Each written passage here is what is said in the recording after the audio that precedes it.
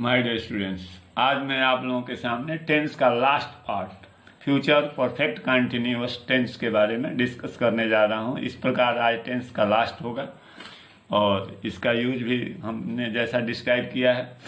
Future perfect continuous tense क्या है कि an action that is expected happen or going on in certain time in future, that sentence is written in future perfect. ऐसा expect किया जाता है कि यह काम भविष्य में लंबे समय तक हुआ होगा, एक पीरियड ऑफ टाइम तक हुआ होगा या कंप्लीट चल रहा होगा, तो उसको फ्यूचर परफेक्ट कंटिन्यूअस टेंस में लिखते हैं। इसका जो अफर्मेटिव बनता है उसका फार्मूला, इसमें will have been shall have been प्रयोग करते हैं। सब्जेक्ट लिख लीजिए, उसके बाद विल या शैल का प्रयोग करिए, उसके साथ में हैव बीन प्रयोग करिए। अफर्मेटिव में हैव बीन लिखिए और प्लस वर्ब में आईएनजी लिख दीजिए, प्लस ऑब्जेक्ट लिख दीजिए, प्लस फॉर लिख दीजिए, प्लस फॉर के साथ फ्यूचर टाइम होता है, फॉर के साथ फ्यूचर टाइम दिया होता है। इसको ध्यान देने लायक है। फ्यूचर परफेक्ट कंटिन्यूअस टेंस के अफर्मेटिव में हेल्पिंग वर्ब के रूप में क्या प्रयोग किया जाता है? Will have been, shall have been, verb में ING plus object, for plus time सिर्फ होता है, फॉर प्लस टाइम होता है तो प्रेजेंट परफेक्ट कंटिन्यूअस टेंस होता है। यहाँ फॉर प्लस के फॉर के साथ जो टाइम होगा, फॉर प्लस टाइम तो होगा, फॉर प्लस टाइम तो होगा, लेकिन उसके साथ फिर फ्यूचर टाइम भी दिया होगा, for plus time plus future time दिया होगा। तो इस प्रकार जो है फॉर प्लस जो है टाइम दिया होगा प्लस फ्यूचर टाइम दिया होगा, तो उसको फ्यूचर परफेक्ट कंटिन्यूअस में लिखते हैं। जब इसका निगेटिव बनाते हैं, जब इसको हम निगेटिव में चेंज करते हैं तो सब्जेक्ट लिखते हैं। अब यहाँ ध्यान दीजिएगा कि चूंकि तीन हेल्पिंग है, विल हैव बीन है, शैल हैव बीन है, तो सब्जेक्ट लिखते हैं, विल लिखते हैं या शैल लिखते हैं, इसके बाद नॉट का प्रयोग करते हैं, तब हैव बीन लिखते हैं। इसे ध्यान दीजिएगा। अर्थात जब करेक्ट बनेगा subject will not have been, shall not have been, plus verb में आईएनजी हो जाएगा, उसके बाद ऑब्जेक्ट हो जाएगा, प्लस फॉर प्लस टाइम होगा, फॉर प्लस टाइम होगा, ध्यान दीजिएगा, प्लस क्या होगा? फ्यूचर टाइम होगा, for plus time plus future time होगा। निगेटिव बनाते हुए वक्त will not have been, shall not have been, verb में ING plus object, for plus time plus future time.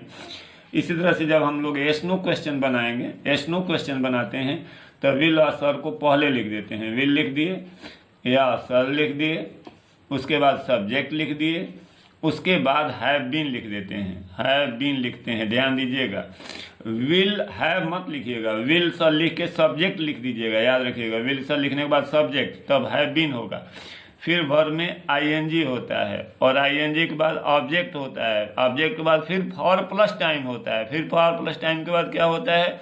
Future time होता है। और इसको हम लोग इस प्रकार फ्यूचर परफेक्ट कंटिन्यूअस टेंस में, फ्यूचर परफेक्ट कंटिन्यूअस में लिखते हैं। इसका एक अब तो जानते हैं विल शैल का प्रयोग कहाँ होता है, तो क्लियर है, लेकिन इसकी यूज कहाँ है, इस टेंस का रियल यूज कहाँ है? तो रियल यूज आप लोग अगर शॉर्टकट में लिखें तो अगर किसी वाक्य में फॉर प्लस टाइम दिया हो, सिर्फ फॉर प्लस टाइम होता है, present perfect continuous present perfect होता है, लेकिन फॉर प्लस टाइम के साथ में बाई प्लस फ्यूचर टाइम दिया हो, बाई प्लस क्या दिया हो? फ्यूचर टाइम दिया हो, नेक्स्ट वीक, नेक्स्ट मंथ, या इन प्लस फ्यूचर टाइम दिया हो, इन प्लस फ्यूचर टाइम दिया हो, अगर दिया गया है तो for plus time plus by plus future time या in plus future plus time दिया गया है, तो ऐसे वाक्यों को, ऐसे सेंटेंस को हम किस वाक्य में लिखते हैं? फ्यूचर परफेक्ट कंटिन्यूअस टेंस में लिखते हैं। जैसे हम एक सेंटेंस दें, bye the end of this year, bye the end of this year, I question में है teach, I teach in this school for 5 years। अब ध्यान से देखिए, bye the end of this year, I question में है teach in this school for 10 years। तो अब देखिए फॉर 10 years दिया है, फॉर प्लस टाइम दिया है, for 5 years, sorry for 5 years, तो यहाँ फॉर प्लस 5 years दिया है और यहाँ दिया है by the end of this year, अर्थात 2020 के अंत तक। तो ये फ्यूचर टाइम हो गया, बाई प्लस फ्यूचर टाइम हो गया, और यहाँ फॉर प्लस 5 ईयर्स हो गया। सिर्फ फॉर प्लस 5 ईयर होता तो प्रेजेंट की तरफ जाता, लेकिन फॉर प्लस टाइम के साथ क्या दिया है, बाई प्लस टाइम दिया है, बाई प्लस फ्यूचर टाइम दिया है। तो इसलिए किस टेंस में लिखेंगे, फ्यूचर परफेक्ट कंटिन्यूअस टेंस में। कीप इन योर माइंड, सिर्फ बाई प्लस टाइम होगा तो फ्यूचर परफेक्ट होगा, सिर्फ फॉर प्लस टाइम होगा तो प्रेजेंट परफेक्ट होगा। ये इससे आप ध्यान से सुनिएगा, दो टेंसों का मिलन है कि यदि किसी वाक्य में, हमने कल पढ़ाया था कि यदि किसी वाक्य में बाई प्लस टाइम दिया है, इन प्लस टाइम दिया है तो फ्यूचर परफेक्ट हो जाता है। फिर मैंने पढ़ाया है कि यदि किसी वाक्य में फॉर प्लस टाइम दिया हुआ है, फॉर प्लस अनिश्चित समय, पॉइंट ऑफ टाइम, अनिश्चित समय दिया है, फॉर के साथ अनिश्चित समय दिया है, तो उसे प्रेजेंट परफेक्ट टेंस में लिखते हैं। लेकिन यदि किसी वाक्य में बाई प्लस टाइम दिया है, फ्यूचर टाइम दिया है, बाई प्लस फ्यूचर टाइम दिया है, फॉर प्लस अनिश्चित समय दिया है, तो हम उसे फ्यूचर परफेक्ट कंटिन्यूअस टेंस में लिखते हैं। अर्थात फ्यूचर परफेक्ट और प्रेजेंट परफेक्ट दोनों मिला के फ्यूचर परफेक्ट कंटिन्यूअस टेंस में लिखते हैं। तो इसे सॉल्व करेंगे तो क्या हो जाएगा, by the end of this year, by the end of this year, I will have been teaching in this school, I will have been teaching in this school for 5 years. इस वर्ष के अंत तक मैं इस विद्यालय में 5 वर्षों से पढ़ा रहा हूँगा। तो इसे जब कोई एक्शन को एक्सपेक्ट किया जाता है कि फ्यूचर में हो रहा होगा, तो ऐसे सेंटेंस को फ्यूचर कंटिन्यूअस टेंस में लिखा जाता है। अब एक और एग्जांपल ले लें, जैसे मैं लिखूं कि बाय 6 o'clock, मैं लिख रहा हूं बाय 6 o'clock ही पोस्ट में दिया हुआ है study, he study for 2 hours by 6 o'clock। अभी 6 क्लास नहीं हुआ है तो 6 बजे तक, by 6 o'clock he study for 2 hours, 2 घंटों से 6 बजे बजते वो 2 घंटों से पढ़ रहा होगा। बाई प्लस फ्यूचर टाइम दिया है, कौन सा टेंस लिखेंगे, फ्यूचर परफेक्ट। तो लिखेंगे, सॉल्व करेंगे, by 6 o'clock he will have been studying for 2 hours। इस प्रकार यदि किसी वाक्य में बाई प्लस टाइम दिया हो और future time, by plus future time दिया हो, फॉर प्लस जो है अनिश्चित समय दिया हो, तो वैसे वाक्य को हम तो कौन सा सेंटेंस लिखते हैं, फ्यूचर परफेक्ट कंटिन्यूअस टेंस में प्रयोग करते हैं। आज हम सोचते हैं कि ये तो आप लोगों के सामने क्लियर हो गया होगा। अब मैं इस प्रकार टेंस का complete part, future perfect, simple future से हम लोगों की जर्नी शुरू हुई थी और फ्यूचर परफेक्ट कंटिन्यूअस तक हम लोगों का इस प्रकार टेंस का पार्ट क्लियर हो गया। अब मैं 1-2 एग्जाम्पल देने जा रहा हूं, कल भी आप लोगों के सामने प्रस्तुत करूंगा कि हमें कहाँ कहाँ एग्जाम में इसकी आवश्यकता पड़ती है, किस किस जगह पर आवश्यकता पड़ती है। तो मैं आज आप लोगों को स्पॉटिंग द एरर क्वेश्चन आता है विभिन्न परीक्षाओं में, spotting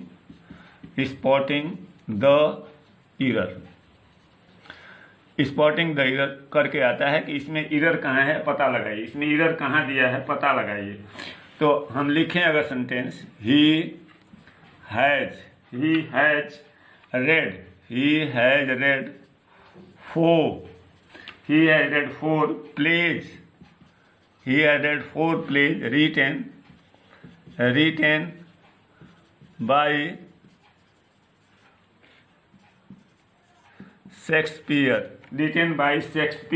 written by Shakespeare by the end of second lockdown. He has read 4 plays written by Shakespeare by the end of second lockdown. अब इसको अगर बनाया जाए तो इसको अगर ऑप्शन दिया जाता है तो फर्स्ट मिस्टेक इसमें पता लगाना है, ये पार्ट 1 हो गया। सेकेंड 4 plays दिया है 4 प्लेज रिटेन बाई शेक्सपियर। एक सेकेंड मिस्टेक हो गया, इसमें पता लगाना है। थर्ड मिस्टेक है by the end of second lockdown, third part हो गया। फोर्थ पार्ट में लिखा है नो इरर। अब देखिए 4 जगह दिया है, ही हैज रेड एक part, 4 plays written by Shakespeare second part, third part by the end of second lockdown खत्म होने तक, by the end of second lockdown, और नो इरर। 4 पार्ट हैं, एक पार्ट यहाँ है, एक पार्ट यहाँ है, एक पार्ट यहाँ है। अब इसमें पता लगाना है, जरा सोचिए, स्पॉटिंग द इरर है। आप लोगों को ये सोचना है कि इसमें मिस्टेक कहाँ है, कौन सा पार्ट में मिस्टेक है। ये दिस इज योर ड्यूटी, ये आप लोगों की ड्यूटी बनती है कि पता लगाना है कि इसमें कहाँ से मिस्टेक है। एक और दे रहा हूँ, since he joined this post, he did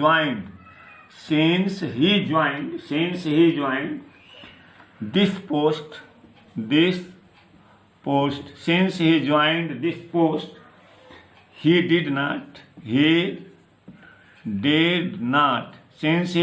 this post he did not, ये सेकेंड पार्ट हो गया, ये फर्स्ट पार्ट हो गया।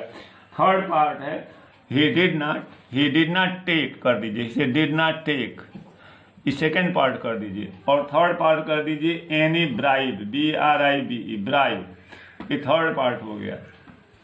फर्स्ट पार्ट में हो गया since he join, second part में हो गया this post he did not take, second part any bribe, और फोर्थ है नो इरर।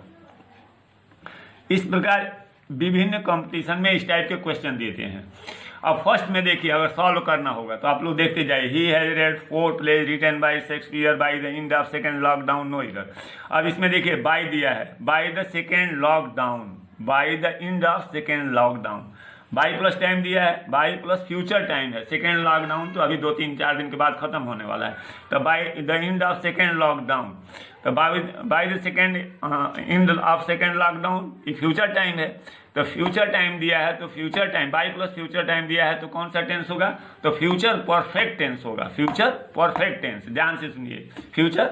और यहाँ लिखा है present perfect, he has read, तो कौन सा पार्ट मिस्टेक है, तो पार्ट 1 इज रॉन्ग। कौन सा पार्ट रॉन्ग है, तो पार्ट 1 रॉन्ग लिखेंगे, इसको लिखेंगे, जब आंसर लिखेंगे तो रॉन्ग में लिख देंगे कौन सा पार्ट, तो 1 पार्ट। क्यों रॉन्ग हो गया, तो यहाँ होना चाहिए he will have read, he will have, इसका जब करेक्ट आंसर लिखेंगे तो will have plus V3 will have read, इसका जो है यह करेक्ट आंसर होगा, इसलिए फर्स्ट पार्ट गलत है। सेकेंड में देखिए, since he joined this post he did not take any bribe, no error. अब इसमें देखिए सिंस प्लस टाइम दिया है, आप लोग याद कीजिए, सिंस प्लस टाइम यदि किसी वाक्य में दिया है तो मैंने बताया था, सिंस प्लस निश्चित समय अगर कहीं दिया है तो प्रेजेंट परफेक्ट में लिखेंगे, निश्चित है।